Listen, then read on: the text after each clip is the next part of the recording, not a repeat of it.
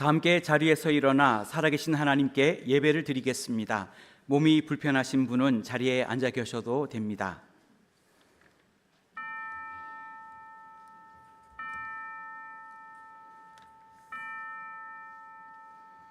할렐루야, 새 노래로 여호와께 노래하며 성도의 모임 가운데에서 찬양할지어다. 아멘.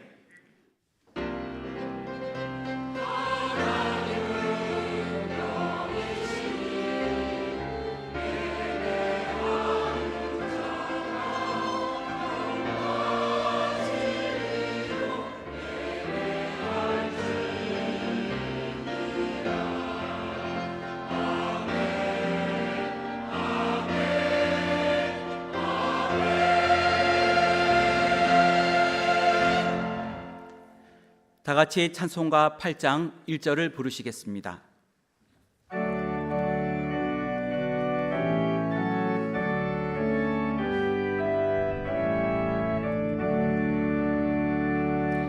거룩 거룩 거룩 전능하신 주님, 이른 아침 우리 주를 찬송합니다. 거룩 거룩 거룩 자비하신 주님, 성삼위일체 우리 주로다.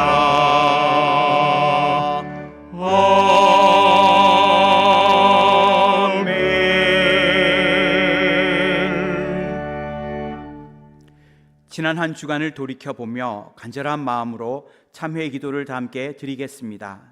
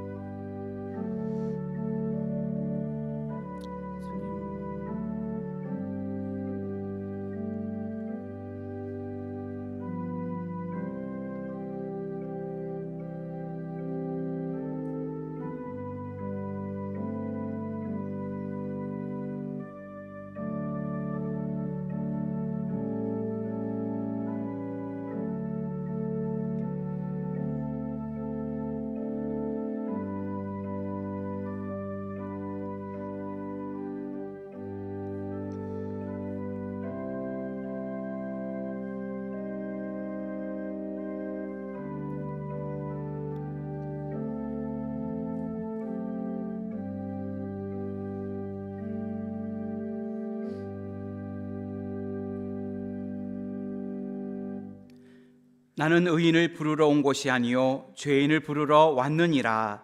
아멘. 다 함께 자리에 앉으신 후 교동문 72번 이사야 58장을 교독하겠습니다. 교동문 72번 이사야 58장입니다. 내가 기뻐하는 금식은 흉악의 결박을 풀어주며 멍에의 줄을 끌어주며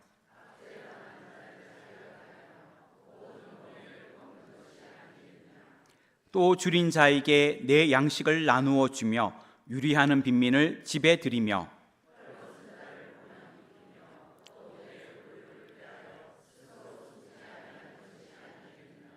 그리하면 내 빛이 새벽같이 비칠 것이며 내 치유가 급속할 것이며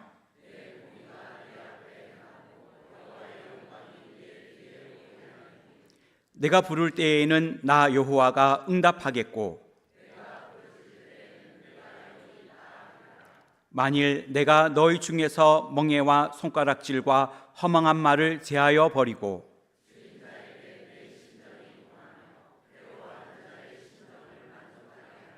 내 빛이 흑암 중에서 떠올라 내 어둠이 낮과 같이 될 것이며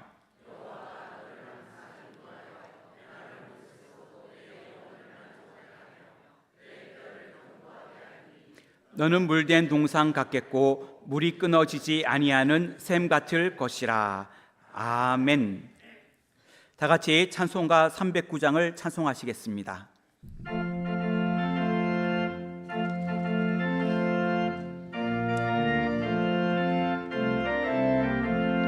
목마른 내 영혼 주가 이미 허락한 그 귀한 영생수 주여 갈망합니다. 그 약속 따라서 힘써 간구하오니 오 주여 내 기도 어서 들어주소서. 예수의 사랑 예수의 사랑 바다 물결같이 내게 임하니 영광의 물결에 온전히 쌓여서 내 영혼의 기쁨 한량 없도다. 주 내게 약속한 금비 내려주시려 은혜의 저구름 건너편에 떠올라 그 귀한 징조가 내게 밝히 보이니 나 힘을 다하여 주께 간구합니다. 예수의 사랑 예수의 사랑 바다 물결같이 내게 임하니 영광의 물결에 온전히 쌓여서 내 영혼의 기쁨 한량 없도다. 은혜의 소낙비 지금 흡족히 내려 구원의 큰 강물 흘러 차고 넘쳐서 내 추한 모든 죄 모두 씻어버리니 나 지금 은혜를 충만하게 받았네. 예수의 사랑 예수의 사랑 바다 물결같이 내게 임하니 영광의 물결에 온전히 쌓여서 내 영혼의 기쁨 한량 없도다. 그 차고 넘치는 주의 은혜의 물결 힘차게 밀려와 내게 만족합니다. 오 할렐루야로 주를 찬송하오니 내 맘의 기쁨이 항상 충만함이라. 예수의 사랑 예수의 사랑 바다 물결같이 내게 임하니 영광의 물결에 온전히 쌓여서 내 영혼의 기쁨 한량 없도다. 김원집 장로님께서 기도하시겠습니다.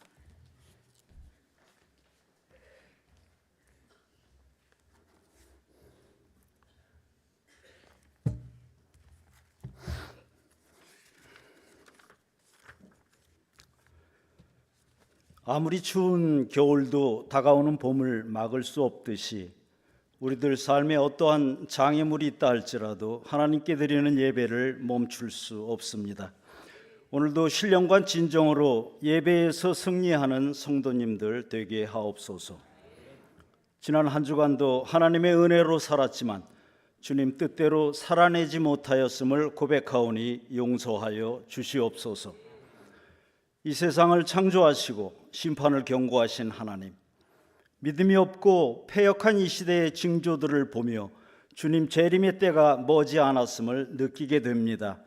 신앙인들을 혼미케 하는 미혹의 영이 도처에서 일어나고 성 정체성의 혼란과 정상적인 상식의 파괴, 그리고 현란한 미디어가 만드는 허구의 유혹에 몰입하여 미혹당하며 오늘날 인류는 역사상 가장 풍요로운 물질적 혜택을 누리고 있지만 하나님과의 참된 관계는 점점 멀어져가는 헛된 부요입니다.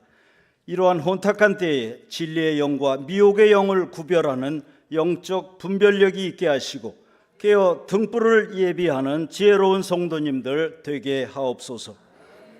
막힌 담을 허무시는 평화의 주님, 지금 대한민국은 이념의 높은 담장으로 스스로를 가두고 극한 정오와 대립으로 분열되어 있음을 불쌍히 여겨 주시옵소서. 진보도 보수도 세상을 바꿀 수 없습니다. 인간이 만든 이념은 분열과 갈등을 조장하고 마침내 전쟁을 불러옴을 지난 역사가 증명하고 있습니다. 가장 완전한 진리이신 그리스도의 복음만이 세상을 변화시킬 수 있습니다. 정치 이념이 또 다른 우상이 되지 않게 하옵시고 정치인들이 성경적으로 이 나라를 이끌 수 있도록 저들의 마음을 선히 인도하여 주시옵소서. 올 한 해 우리 교회는 잔치하는 교회 되게 하옵소서. 우리의 가정과 성도님들도 패배감에 익숙했던 지난 삶에서 벗어나 대역전승의 기쁨을 누리는 잔치하는 삶이 되게 하옵소서.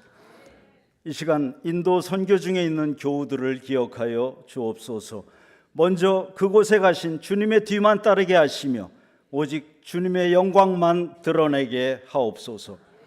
돌아오는 그날까지 주님 동행하셔서 안전하고 건강하게 지켜주시옵소서. 이 시간 말씀을 선포하실 박재신 담임 목사님께 성령님께서 주시는 강한 은혜를 주시옵소서. 진리가 선포될 때에 밝은 진리의 불이 흑암 중에 있는 어둠의 세력을 물리치게 하시며 우리의 맑은 영혼을 되찾게 하옵소서. 삶의 고통이 형통으로 바뀌며 걸림돌이 변하여 디딤돌이 되는 살아 역사하는 예배 되게 하옵소서. 오늘도 예배를 위해 성전 곳곳에서 최선을 다해 섬기시는 귀한 손길들을 축복하여 주시옵소서. 나사렛 찬양대가 정성을 다해 준비한 복된 찬양을 기뻐 받아주시고 대원 한 사람 한 사람을 친히 기억하여 주시옵소서. 모든 말씀 거룩하신 예수 그리스도의 이름으로 기도드렸습니다. 아멘.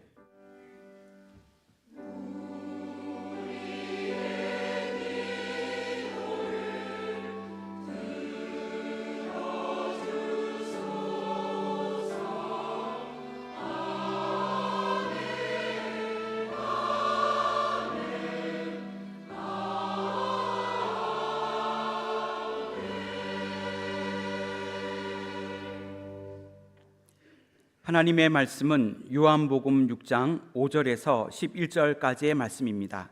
신약성경 152쪽입니다. 하나님의 말씀은 요한복음 6장 5절에서 11절까지의 말씀입니다.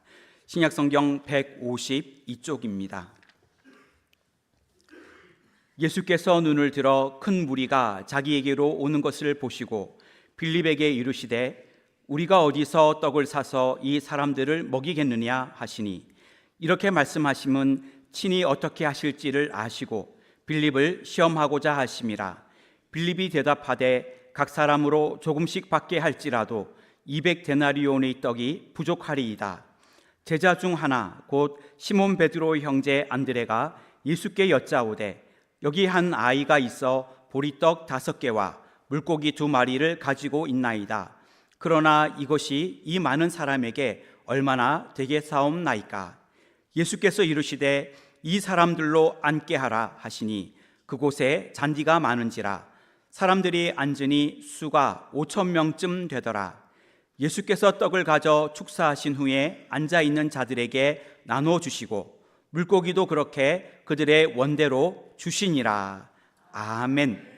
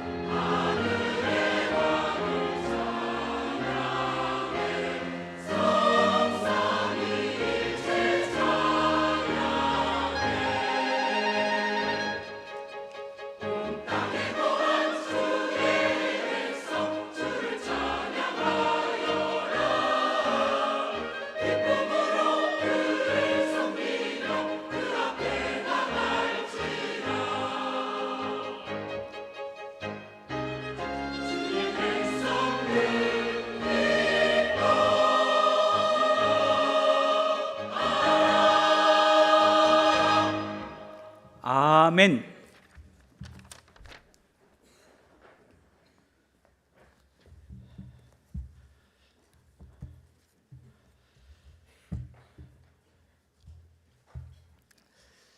시험처럼 우리를 힘들게 하는 것은 없습니다. 우리가 학창 시절을 생각해 보면 참으로 행복한 시절인데 지금이라도 그 행복한 학창 시절로 돌아가겠냐 질문하면은 시험만 없다면 돌아가겠다. 시험은 참 우리들을 힘들게 합니다. 학창 시절을 돌이켜 생각해 보면 그렇게 감기도 걸리고 몸도 아픈데 시험 볼 때 아프면 얼마나 좋겠습니까? 그런데 시험 볼 때는 안 아프고 놀아야 될 때는 아프고 이게 우리들의 학창 시절이라는 겁니다. 하지만 왜 학교에서 이렇게 시험을 봅니까? 우리들을 괴롭히려고 고생하게 만들려고 시험 보는 게 아니라 훌륭한 인재를 양성하기 위하여서 실력을 키워주기 위해 우리가 시험이라는 것을 보게 되는 겁니다. 어찌 보면 이것은 영적인 생활도 마찬가지라 이렇게 볼 수가 있습니다. 구약성경 신명기 8장 2절을 보면 내 하나님 여호와께서 이 40년 동안 내게 광야길을 걷게 하신 것을 기억하라. 이는 너를 낮추시며 너를 시험하사 내 마음이 어떠한지 그 명령을 지키는지 지키지 않는지 알려 하심이라. 이렇게 말씀하고 있습니다. 하나님께서 이스라엘 백성들 애굽에서 400년의 종살이한 다음에 이제 해방을 시켜주십니다. 그리고 약속의 땅 가나안으로 인도해 주시는데 애굽에서 출애굽하여서 가나안 땅으로 바로 인도해 주신 것이 아니라 40년의 광야 생활을 하게 하셨다라는 겁니다. 그러면 왜 하나님께서 이렇게 광야의 고생길을 걷게 하셨는가? 그 이유를 너를 낮추시며 너를 시험하사 내 마음이 어떠한지 그 명령을 지키는지 지키지 않는지 알려 하심이라. 하나님께서 이스라엘 백성들 40년 동안 광야에서 모진 고생하게 만든 것은 그들을 테스트하여서 너의 마음이 어떠한지 하나님의 명령을 지키는지 안 지키는지 알아보려고 그렇게 광야의 고생길을 허락하셨다라는 겁니다. 하지만 하나님께서 이렇게 우리에게 시험하시는 이유는 결국은 신명기서 8장 16절을 보면 내 조상들도 알지 못하던 만나를 광야에서 내게 먹이셨나니 이는 다 너를 낮추시며 너를 시험하사 마침내 내게 복을 주려 하심이었느니라. 이렇게 말씀하고 있습니다. 하나님께서 이스라엘 백성들 광야에서 시험하신 까닭은 마침내 그들에게 복을 주려 하심이라는 겁니다. 여러분, 하나님의 시험은, 하나님의 테스트는 우리에게 복을 주시기 위함인 것이라는 겁니다. 마귀는 어떠합니까? 마귀들이 우리를 유혹할 때는 어떨 때는 그것은 우리 눈에 좋게 보일지라도 결국은 마귀의 시험은 우리를 죽음으로 이끈다라는 겁니다. 하지만 하나님의 시험은 마치 시편 119편 71절 고난 당한 것이 내게 유익이라 이로 말미암아 내가 주의 율례들을 배우게 되었나이다 라는 고백처럼 하나님의 시험은 받으면 받을수록 우리에게 복이 되는 것이기에 우리는 하나님의 테스트, 믿음의 테스트를 잘 통과하여서 신앙생활 승리하여 마침내 복을 받는 축복자들이 되어야 될 줄 믿습니다. 오늘 본문에 예수님도 동일하게 그의 제자들의 믿음을 키워주시기 위하여서 테스트하셨다라는 겁니다. 오늘 본문은 우리들이 잘 아는 오병이어의 사건이 나오는 내용입니다. 이때 예수께서 큰 무리가 자기에게 오는 것을 보시고 우리가 어디서 떡을 사서 이 사람들을 먹이겠느냐라는 질문을 제자들에게 하게 됩니다. 이때 요한복음 6장 6절을 보면 이렇게 말씀하시면 친히 어떻게 하실지를 아시고 빌립을 시험하고자 하심이라. 예수님께서는 이 5,000명 다 먹이겠다 미리 다 계획하시고 다 준비하신다라는 겁니다. 그런데 그 제자들의 믿음이 어떠한가 그것을 알기 위하여서 시험하신다라는 겁니다. 바꿔 말하면 우리들에게 여러 가지 환난과 고난, 역경이 닥칠 수가 있다라는 겁니다. 생각지도 못한 건강에 문제가 생기고 예상하지 못한 사업에 어려움이 생길 수가 있습니다. 그런데 이러한 어려움, 문제가 생기는 것은 우리의 믿음을 우리 주님이 시험해 보시기 위하라는 겁니다. 결론은 복 주시기 위한 건데 그 복 주시기에 앞서서 우리의 믿음이 어떠한가 테스트하는 거라는 겁니다. 여러분, 오늘도 그래서 우리 예수님께서 오병이어의 큰 이적을 베푸시기 전에 제자들의 믿음을 테스트하신 것처럼 오늘도 내 삶에 주님의 테스트가 있다라면 최고의 성적으로 그 시험을 통과하셔서 주님이 주신 축복을 만끽하시는 저와 여러분들이 되시기를 주님의 이름으로 축원합니다. 그렇다면 예수님의 시험을 통과하기 위해서 우리는 어떠한 사람들이 되어야 됩니까? 먼저는 계산하지 말고 찾는 사람이 되어야 됩니다. 오늘 보면 요한복음 6장 7절을 보면 빌립이 대답하되 각 사람으로 조금씩 받게 할지라도 200데나리온의 떡이 부족하리이다. 이렇게 얘기합니다. 앞서 우리가 본 대로 예수님께서 제자들에게 질문하는 겁니다. 우리가 어디에서 빵을 사다가 이 사람들을 먹이겠느냐? 주님의 질문입니다. 어디서 빵을 사서 이 많은 무리들을 먹일 수가 있겠는가? 라는 질문입니다. 그런데 그 질문에 답변한 빌립은 각 사람으로 조금씩 받게 할지라도 200데나리온의 떡이 부족하리이다. 그렇게 얘기했다라는 거예요. 먼저 여기서 이 데나리온, 200데나리온이라는 것은 노동자들이 200일 동안 일한 그 일당을 말하는 겁니다. 그러면 우리가 요즘에 하루 노무자들의 임금이 작게는 10만 원이라고 계산하기 쉽게 10만 원이라고 생각을 하면은 200데나리온, 200일치라는 겁니다. 10만 원에 200일이면 얼마입니까? 계산이 안 될 줄 알았습니다. 왜냐하면 계산이 빠르면 빌립처럼 계산만 하는 사람이 되는 거예요. 이럴 때는 모르는 게 정답입니다. 그래서 200데나리온 말하면은 200일 일당이라 하면 2천만 원 정도입니다. 예수님께서는 제자들에게 물어보신 겁니다. 우리가 어디서 빵을 사다가 이 사람들을 먹일 수 있겠는가? 주님이 물어볼 때 빌립은 대답하는 겁니다. 각 사람으로 조금씩 받게 할지라도 200데나리온의 떡이 부족하라. 바꿔 말하면 2천만 원어치 빵을 살 그 빵집들이 없다라는 겁니다. 맞는 얘기 아닙니까? 여러분, 우리가 빵집 가서 빵을 살 때 우리가 살 만큼은 있지만 2천만 원어치 산다. 그러면 어떻게 되겠습니까? 빵집은 감당하지 못하는 겁니다. 그래서 이 5천 명을 먹이기 위해서는 빌립이 계산해 보니까 2천만 원어치의 빵을 사도 이게 안 될 거라 계산을 하는 겁니다.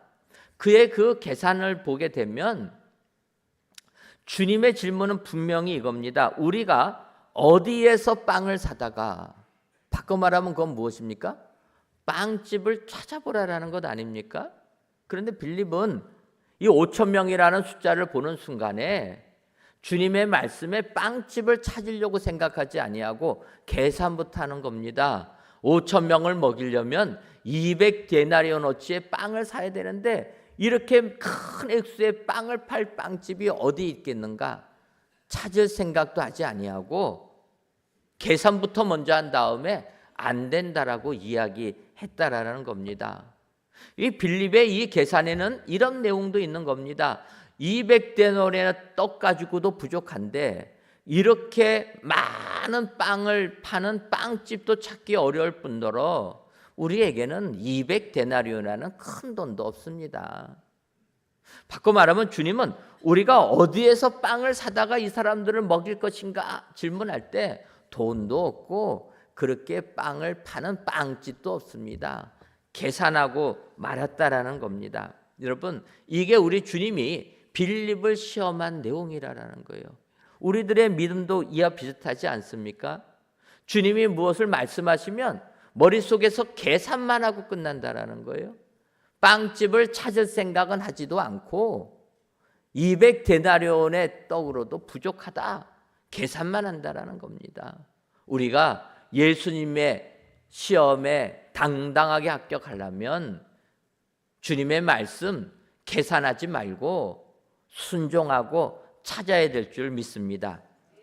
예를 들면 열왕기상 18장을 보면 엘리야 선지자가 우상을 섬기는 선지자들 갈멜산에서 무찌르는 대결하여 이기는 내용이 나오게 됩니다. 이렇게 영적 전쟁에서 승리한 엘리야는 그 다음 즉시 가뭄에 힘들어했던 아합 왕에게 그렇게 얘기합니다. 올라가서 먹고 마시소서, 큰 비 소리가 있나이다. 그 당시 이 대결하기 전에 이스라엘 나라는 가뭄으로 고생을 한 겁니다. 그래서 고생이 있고 먹을 물이 없으면 하나님을 찾아야 되는데 북이스라엘 사람들은 하나님을 찾지 않고 우상을 섬긴 겁니다. 그때 엘리야 선지자가 대결을 했던 겁니다. 그 대결이 끝난 다음에 바로 아합 왕에게 얘기하는 거예요. 아직 비는 내리지 않지만 올라가서 먹고 마시라라는 겁니다. 큰 비 소리가 있다. 이제 비가 내릴 테니까 가뭄 때문에 주려하지 말고 마시지 못하지 말고 이제는 비가 오니까 마시라라는 겁니다. 그리고 나서 열왕기상 18장 42절과 43절을 보면 아합이 먹고 마시러 올라가니라.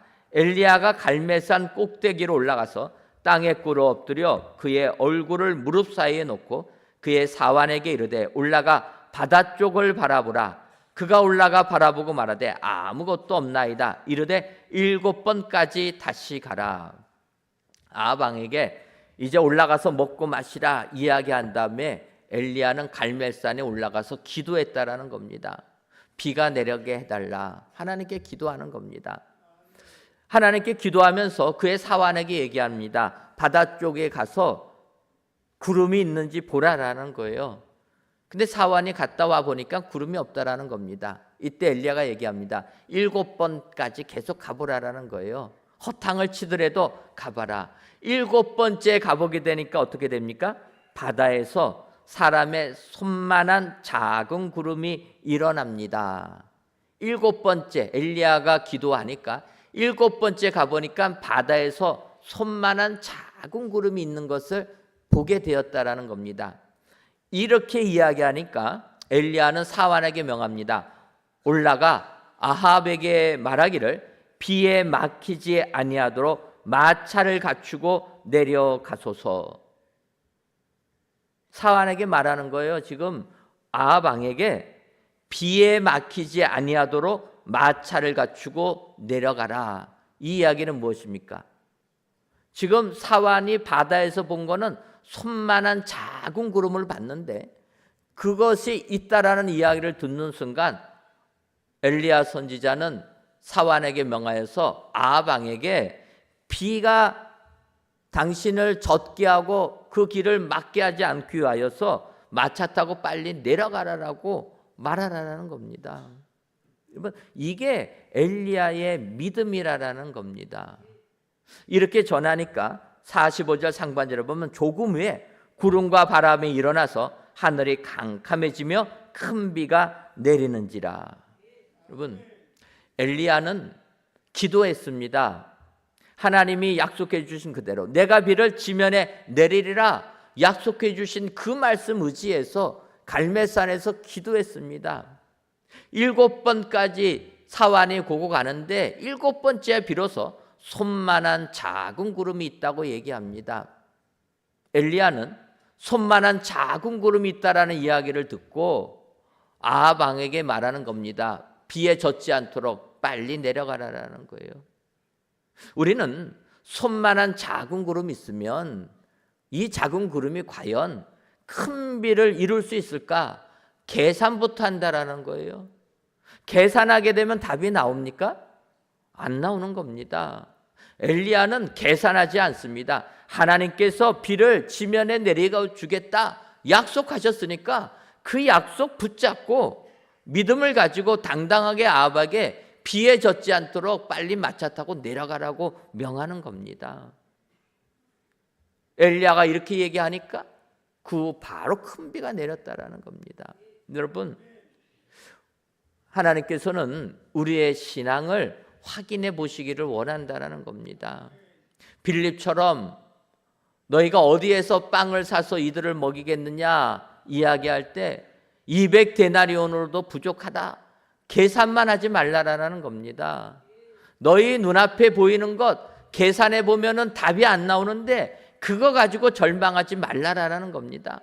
계산하지 말고 그 빵을 어디서 살 것인지 빵집부터 찾으라라는 거예요. 빌립은 예수님의 말씀에 계산하다가 실패하고 만 겁니다. 주님은 물어보신 거예요. 어디서 빵을 살 것이냐라는 거예요. 그러면 빵집 찾아야 되는 것 아닙니까? 그런데 계산해보고 포기한다라는 겁니다. 오늘 예수님의 시험에 당당하게 합격하시기를 원하십니까? 그렇다면 계산하지 말고 주의 말씀에 순종하시고 찾아 나서는 여러분들 되시기를 바랍니다. 주의 약속의 말씀을 믿고 나아갈 때 하나님께서 크신 은혜 우리에게 주실 줄 믿습니다. 그리하여서 진정으로 예수님의 시험에 당당하게 합격하여 주님이 주시는 큰 복을 받아 누리시는 저와 여러분들 되시기를 주님의 이름으로 축원합니다. 다음으로 예수님의 시험에 합격하려면 현실의 장벽을 이기는 사람이 돼야 됩니다. 오늘 보면 요한복음 6장 9절을 보면 여기 한 아이가 있어 보리떡 5개와 물고기 2마리를 가지고 있나이다. 그러나 그것이 이 많은 사람에게 얼마나 되겠사옵나이까. 오늘 이 9절의 말씀은 예수님의 물음에 안드레가 대답하는 내용입니다. 안드레는 빌립과 달리 그래도 좀 빵을 찾지 않습니까? 그래서 안드레는 빵을 찾았습니다. 행동을 했습니다. 한 아이가 보리떡 5개와 물고기 2마리를 가지고 있다라는 것은 찾았습니다. 그런데 그 다음에 어떻게 됩니까? 그러나 그것이 이 많은 사람에게 얼마나 되겠사옵나이까, 이렇게 이야기했다라는 거예요.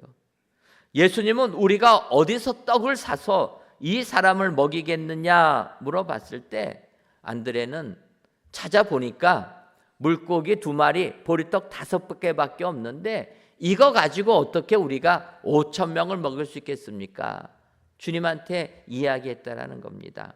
사실 안드레가 바라본, 그리고 안드레가 마주친 그 현실은 우리가 마주치는 현실이라는 겁니다.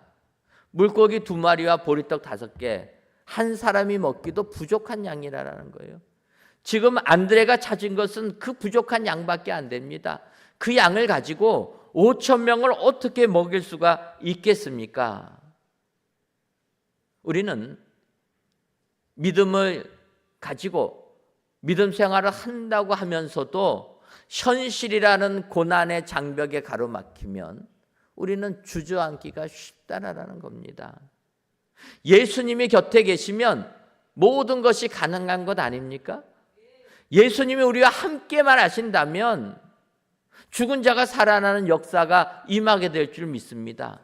근데 우리는 예수님을 믿는다 하면서도 예수님을 3년 동안 따라다닌 제자들조차도 현실이란 장벽에 맞닥뜨려질 때 불가능하다, 이렇게 바라보고 있다라는 겁니다. 우리는 예수님의 시험에 합격하려면 현실의 장벽을 넘어서는, 현실의 장벽을 이기는 믿음의 사람들이 다 되어야 될 줄 믿습니다. 근데 우리는 현실에 어려운 일이 닥치게 되면 현실에 무릎 꿇고 마는 게 우리들의 모습이라는 겁니다. 너무나도 부끄럽고 부끄러운 이야기지만 국민일보를 보니까 한 무속인의 삶을 살다가 예수님을 만나 회심한 한 여자 집사님의 간증문이 나와 있는 것을 보았습니다. 그분이 그렇게 얘기합니다. 내가 과거 자신이 무속인의 삶 26년간 무당의 삶을 살 때 전보로 온 사람들 중에 40%가 기독교인들이었다라는 겁니다. 여러분 인정하십니까? 전혀 인정하고 싶지 않은 내용인데 이분이 무당으로서 점치다가 예수님 믿고 나서 보니까 자기가 무당 생활할 때 전보로 찾아온 사람들의 40%가 기독교인이라는 겁니다. 그래서 우리가 물어보는 겁니다. 기독교인이라면 교회 나온 지 얼마 안 되는 초신자들, 신앙이 얼마 깊지 않은 분들입니까? 물어보니까 아니라라는 거예요. 신앙이 없는 분들도 계시지만 중직자, 집사님, 권사님들도 다 찾아왔다라는 거예요. 그래서 그분이 이렇게 얘기합니다. 기독교인이 점을 보러 오면 자기가 얘기했다라는 거예요. 하나님을 믿는다면서도 왜 귀신에게 와서 운명을 맡기냐? 되묻기도 했다라는 겁니다. 아니 하나님을 믿는다고 하면서 왜 귀신한테 자기의 앞길을 물어보러 나오느냐? 그런 질문을 했다라는 거예요. 그래서 그녀가 이렇게 얘기합니다. 이러한 행위는 하나님에 대한 불신이었기 때문이다. 신앙인으로서는 매우 모순적인 모습이라. 그분이 이렇게 얘기를 합니다. 모순적인 것 아닙니까? 하나님을 믿는다고 하면서 내 앞길에 어려운 일이 닥치고 내가 어떻게 해야 될지 막막하게 되면 하나님께 간구하지 아니하고 귀신한테 나가가서 무당집 찾아가서 내 앞길이 어떻게 되냐 점 본다라는 겁니다. 이게 얼마나 모순된 겁니까? 하나님이냐 우상이냐? 하나님이 제일 싫어하는 게 우상 숭배인데 내 앞길이 내 현실에서 내 사업이 무너지고 내 가정이 무너지는 현실에 맞닥뜨려지게 되면 하나님께 찾지 아니하고 무당집을 찾는다라는 겁니다. 우리는 이런 마귀의 속삭임에 넘어가면 안 되는 줄 믿습니다. 현실의 장벽을 이기는 영안이 열려지는 축복이 우리에게 임해야 된다라는 겁니다. 우리가 아는 대로 엘리사 선지자 시대에 아람 나라가 이스라엘을 쳐들어옵니다. 쳐들어와서 좀 정복하려고 하게 되면 자기들이 나갈 그 길을 이스라엘 나라가 미리 알아가지고 대비를 하는 겁니다. 그래서 전쟁을 하게 되면 이길 수가 없는 겁니다.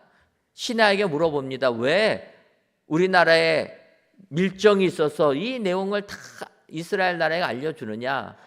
신하들이 얘기합니다. 우리에게 스파이가 있는 게 아니고 이스라엘 나라에는 엘리사라라는 선지자가 있는데 그 선지자가 우리가 여기에 사는 이야기 다 알아가지고 이스라엘 왕에게 알려줍니다. 그러니 어떻게 우리가 이길 수가 있습니까? 그때 아람 왕이 얘기합니다. 그러면 이스라엘과 전쟁하기 전에 먼저 엘리사 선지자부터 죽이면 되겠다 해서 군대를 엘리사가 살고 있는 도단성으로 보내버렸다라는 겁니다. 그래서 엘리사가 도단성에 있을 때 아람 군대가 그 성을 에워싸게 됩니다. 이 부분을 열왕기하 6장 15절을 보면 하나님의 사람의 사환이 일찍 일어나 나가보니 군사와 말과 병거가 성읍을 에워쌌는지라. 그의 사환이 엘리사에게 말하되 내 주여 우리가 어찌하리이까 하니 이렇게 절망했다라는 겁니다. 이 도당성 안에는 엘리사와 그의 종 청년이 있었는데 청년이 아침에 일어나 보니까 아람 군대가 도단성을 에워싸고 모든 군대가 자기들을 죽이겠다고 지금 준비하고 있다라는 겁니다. 그래서 절망하고 있을 때 엘리사가 이야기하는 겁니다. 이어지는 16절과 17절을 보면 대답하되 두려워하지 말라. 우리와 함께한 자가 그들과 함께한 자보다 많으니라 하고 기도하여 이르되 여호와여 원하건대 그의 눈을 열어서 보게 하옵소서 하니 여호와께서 그 청년의 눈을 여심해 그가 보니 불말과 불병거가 산에 가득하여 엘리사를 둘렀더라. 여러분 영안이 닫혀있던 청년은 현실의 장벽에 가로막히고 말았습니다. 그가 바라본 맞닥뜨린 현실은 아람 군대가 도단성을 에워싸고 엘리사와 자기를 죽이려고 지금 준비하고 있는 그 모습이라는 겁니다. 이때 엘리사가 하나님께 기도합니다. 이 청년의 눈을 열어 주옵소서. 엘리사가 기도한 대로 이 청년의 영안이 열려서 보게 되니까 무엇을 보게 됩니까? 불말과 불병거가 산에 가득하여 엘리사를 둘렀더라. 불말과 불병거가 엘리사가 거하는 도당선 산에 가득하여서 그를 지켜주고 있었다라는 겁니다. 현실을 바라본 그 청년은 무너질 수밖에 없었지만 영안에 열린 그 청년은 엘리야를 지키고 있는 불말과 불병거를 보게 되었다라는 겁니다. 여러분, 우리가 맞닥뜨리는 현실이 얼마나 힘들고 어렵습니까? 어제보다는 오늘이, 오늘보다는 내일이 더 나아질 거라 예상하지만 우리가 맞닥뜨리는 현실은 어제보다 오늘이 더 힘들고 어찌 보면 오늘보다 내일이 더 힘들 수 있는 절망만 바라보는 게 우리의 현실이 아닙니까? 이런 현실 속에서도 우리는 믿음의 눈을 열어서 하나님이 예비하신 축복을 바라봐야 될 줄 믿습니다. 오늘 예수님께서는 그의 제자들을 시험하기 위하여서 이 떡을 어디서 구할 것이냐 물어봤을 때 안드레 역시 현실의 장벽에 가로막혀서 보리떡 5개와 물고기 2마리로 무엇을 하겠습니까? 이야기했다라는 겁니다. 오늘 이 예배를 드리신 저와 여러분들, 아무리 현실이 우리들의 삶을 억누른다 할지라도 예수님의 시험을 기억하셔서 현실의 장벽을 넘어 믿음의 눈으로 세상을 이기시는 저와 여러분들이 되시기를 주님의 이름으로 축원합니다. 마지막으로 예수님의 시험을 이기는 사람은 원대로 주심을 아는 사람이 되어야 됩니다. 오늘 보면 요한복음 6장 11절을 보면 예수께서 떡을 가져 축사하신 후에 앉아있는 자들에게 나눠주시고 물고기도 그렇게 그들의 원대로 주시니라. 여러분, 예수님이 미리 우리를 시험하기 전에 예수님이 예정하시고 준비하신 것은 떡을 가지시고 5,000명에게 다 먹게 하고 그들이 원하는 대로 다 주시려고 주님은 계획 세우셨다라는 겁니다. 그러니까 우리는 주님이 우리에게 복 주시기를 원하는 분이라 그것을 알게 된다라면 우리는 어떠한 환난 속에서도 그 환난을 이기는 믿음의 축복자들이 다 되게 될 줄 믿습니다. 오늘 말씀은 얘기합니다. 우리 주님은 원하는 대로 주시는 분이시라. 여러분, 우리 예수님은 우리가 간구하는 대로, 우리가 원하는 대로, 소원하는 대로 다 베풀어 주시는 분인 줄 믿습니다.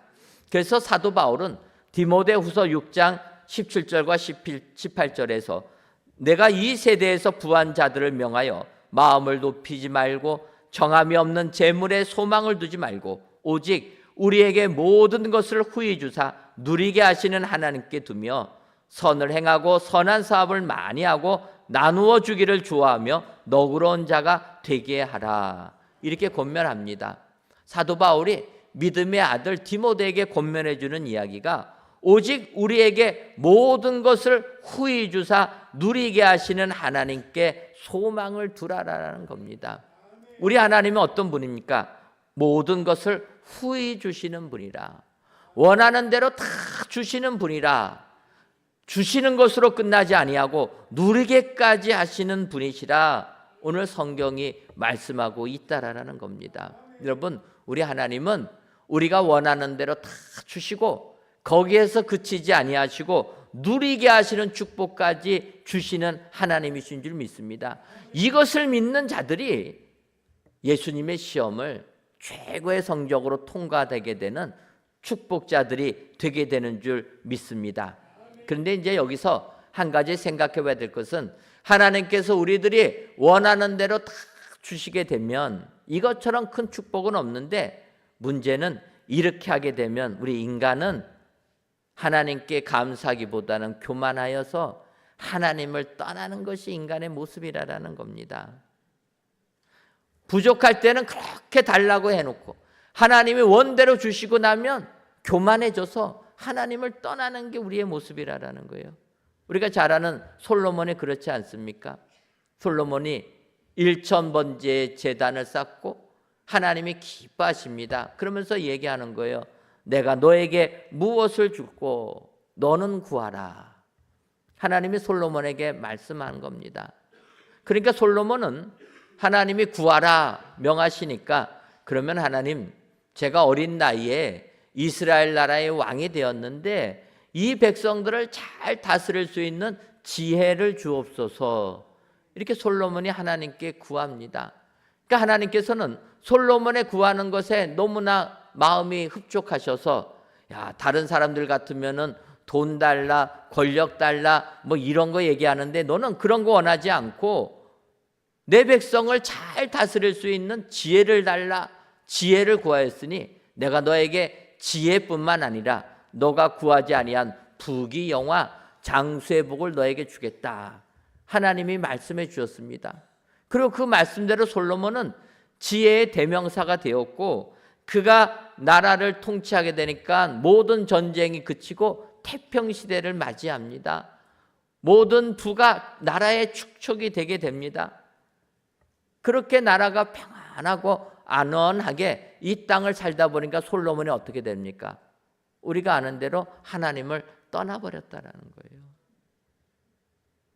어려울 때는 하나님께 매달리다가 하나님께서 원대로 주시고 나니까 어느 순간 하나님 모른다고 떠나버리고 말았다라는 거예요. 근데 이것은 여러분 솔로몬뿐만 아니라 보통 우리 사람들의 모습이라는 거예요. 우리는 아닐 것 같아도 여러분 한번 돼보십시오. 바뀐다라는 거예요. 힘들고 어려울 때는 그렇게 간절하게 성전에 나와서 기도하다가 하나님께도 축복 주시니까 어떡합니까? 조금 문제 생기면은요, 예배도 잘 안 드립니다.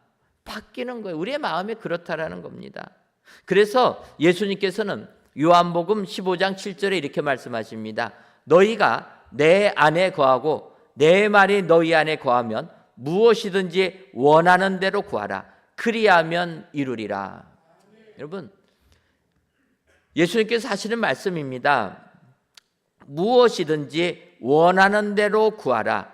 그리하면 이루리라. 우리 하나님은 우리가 원하는 대로 다 주시는 분이라는 겁니다.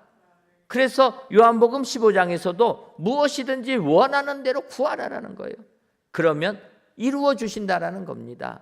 그런데 이렇게 원하는 대로 구하는데 조건이 있다라는 거예요. 그 조건이 뭐냐? 너희가 내 안에 거하고 내 말이 너희 안에 거하면 이라는 조건이라는 거예요. 왜냐하면 이 조건 없이 원하는 대로 다 주니까 하나님 떠난다라는 겁니다. 그래서 예수님께서 조건을 주시는 거예요. 너희가 원하는 대로 다 받기를 원하느냐? 그렇다면 너희가 내 안에 거하고 내 말이 너희 안에 거해야 된다.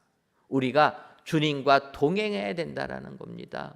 주의 말씀과 함께 된다라는 거예요. 주의 말씀과 함께 한다라면 원하는 대로 다 이루어 주신다. 여러분, 우리 주님은 우리가 원하는 대로 다 주시는 분인 줄 믿습니다. 이것을 믿어야 된다라는 거예요. 원하는 대로 다 주시는 분이다. 내 삶이 힘들고 어려운 분들 안 계십니까? 오늘 예수님께서 제자들을 시험하시는 것을 보시면서 내 삶이 힘들고 고난 한가운데 있는 것도 주님의 시험이다 생각하시고, 우리 주님은 내가 원하는 대로 다 주시는 분이다 확신하셔서 주의 안에 거하시기를 바랍니다. 그래야 이 시험을 좋은 성적으로 통과하여 하나님이 작정하신 축복을 받아 누리시는 은혜의 모든 성도님들이 되시기를 주님의 이름으로 축원합니다. 기도하겠습니다. 하나님, 연일 계속되는 한파 속에서도 성일을 맞이하여 성전에서 또는 각 예배 처소에서 귀한 예배를 드리게 하시니 감사합니다.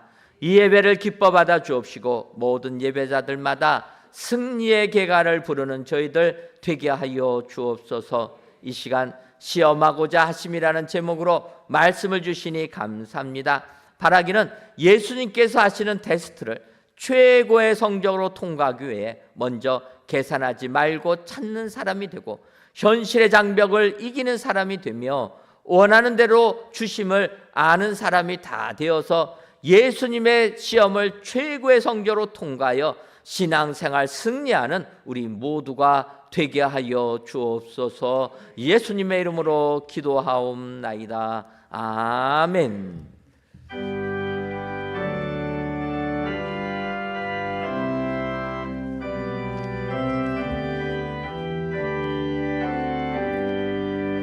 어려운 일 당할 때 나의 믿음 적으나 의지하는 내 주를 더욱 의지합니다.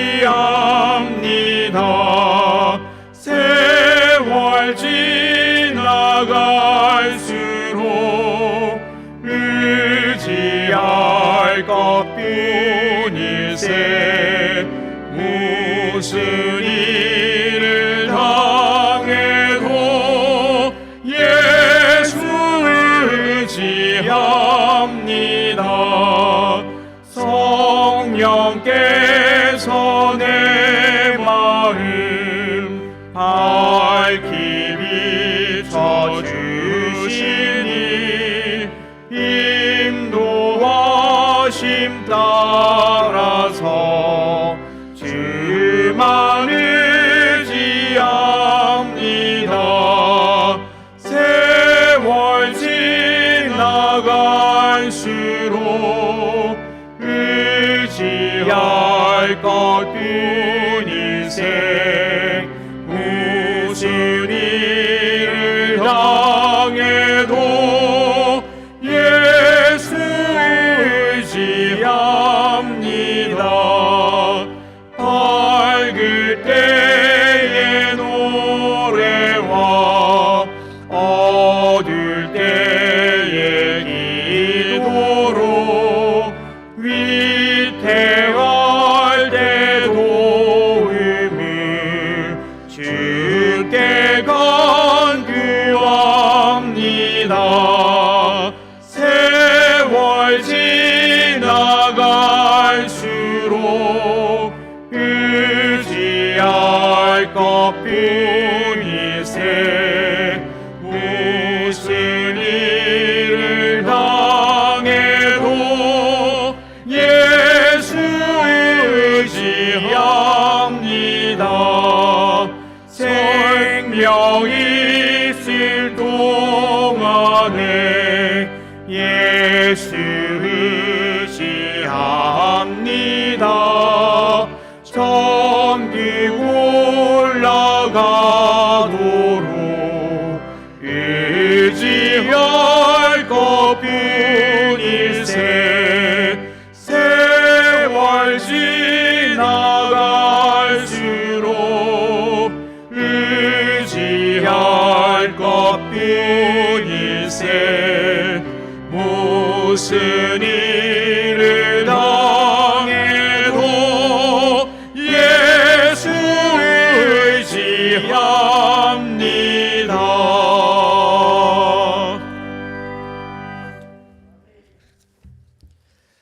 하나님, 이 시간 이에 거두니 보리떡 5개로 먹고 남은 조각이 12바구니에 찼더라는 요한복음의 말씀을 의지하여 하나님께 귀한 예물들을 바칩니다.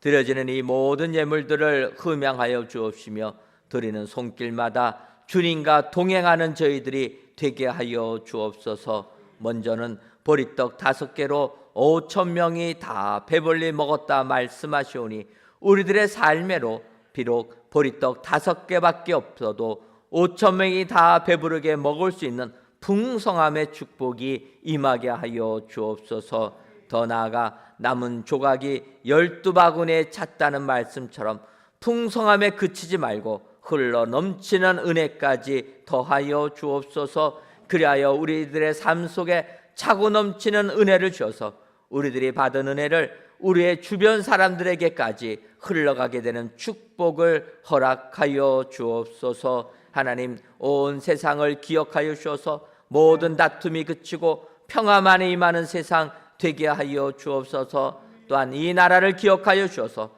사술이 횡행하는 나라가 아니라 오직 주의 말씀만이 편만하게 하셔서 이 땅이 예수님의 통치를 받는 축복의 나라가 되게 하여 주옵소서. 예수님의 이름으로 기도하옵나이다. 아멘. 말씀을 생각하시면서 옆에 분들과 인사 나누도록 하겠습니다. 계산하지 말고 찾는 사람이 됩시다. 한 번 더 인사하겠습니다. 현실의 장벽을 이기는 사람도 됩시다. 그리하셔서 예수님의 시험을 최고의 성적으로 통과하시는 믿음의 성도님들이 되시기를 주님의 이름으로 축원합니다. 교회 소식 전해드리도록 하겠습니다. 세례 유아 세례 입교식이 3월 2일 주일 저녁 예배 시간에 있습니다. 세례 유아 세례 입교받기 원하시는 분들은 주보를 잘 참고하셔서 교회 사무실로 신청해 주시기를 바랍니다. 2025년도 태바풀이 청년부입니다. 동계연합수련회를 진행합니다. 2월 19일부터 22일까지 진행하는데 우리 청년들의 많은 참여를 바랍니다. 아울러 2025년도 태바아이디 중고등부 연합동계수련회도 진행합니다. 2월 28일과 3월 1일 진행되는데 우리 청소년들의 많은 신청을 바라고 더 나아가서 우리 성도님들의 기도와 후원을 부탁을 드립니다. 2025년도 인도 단기 선교가 은혜 중에 진행되고 있습니다. 어제 저희들 출발해서 잘 인도에 도착해서 지금 숙소에서 이제 오늘부터 또 주일 예배와 함께 사역을 시작하려고 합니다. 여러분 40명의 선교대원들 선교 잘하고 돌아올 수 있도록 오는 토요일 올 때까지 꼭 기도로 후원해 주시면 감사하겠습니다. 이웃 봉사하실 수어 찬양팀에서는 함께 봉사하실 신입반을 모집합니다. 또한 그레이스 찬양단에서도 함께 찬양하실 분들을 모집합니다. 관심 있으신 분들은 총무님들에게 문의해 주시면 감사하겠습니다. 둘째 주 여전도 연례와 둘째 주 남성교 연례가 정한 시간, 정한 장소에서 모입니다.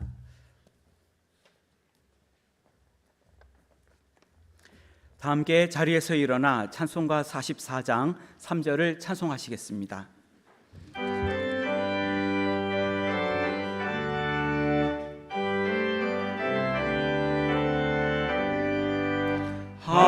하나님의 이름을 찬송하러 왔으니 모임 중에 계시고 영광 나타내소서. 기쁜 하늘 잔치에 참여하게 하소서. 기쁜 하늘 잔치에 참여하게 하소서.